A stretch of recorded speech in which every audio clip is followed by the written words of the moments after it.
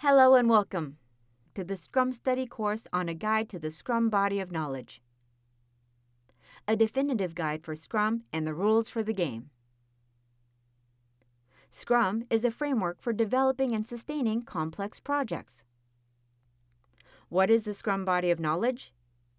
It is a compilation of the latest methods and best practices employed by its practitioners and experts. Furthermore, it provides guidelines for the successful implementation of Scrum. It is the most popular Agile project management and project development framework. It provides a comprehensive framework that includes the principles, aspects, and processes of the Scrum framework. Now that we know about Scrum and the SBOK guide, let's see the applicability of Scrum as defined in the SBOK. Scrum framework is widely used across portfolios, programs, and/or projects in any industry, products, services, or any other deliverables to be developed and projects of any size or complexity. According to the Scrum body of knowledge, the term product may refer to a product, service, or other deliverable. The practicality of Scrum as a framework is that it can be applied effectively to any project in any industry, whether they are small projects with 6-person teams or large complex projects with up to several hundred team members. Now that we have pretty much summed up the Scrum body of knowledge in general, let us quickly run through an overview of a guide to the SBOK chapters. The first chapter describes the purpose and framework of the SBOK and provides an introduction of the key concepts of Scrum. It also contains the summary of Scrum principles, Scrum aspects, and Scrum processes. The second chapter expands on the 6 Scrum principles, the foundation on which the Scrum framework is based. Chapters 3 to 7 elaborate on the 5 Scrum aspects that must be addressed throughout any project. The chapters discussed are organization, business justification, quality, change, and risk.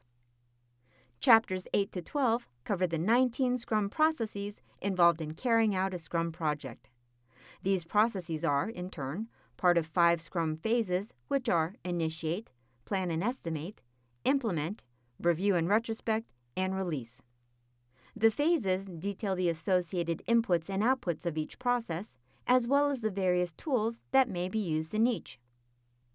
Some inputs, tools, and outputs are mandatory and are indicated as such with asterisks.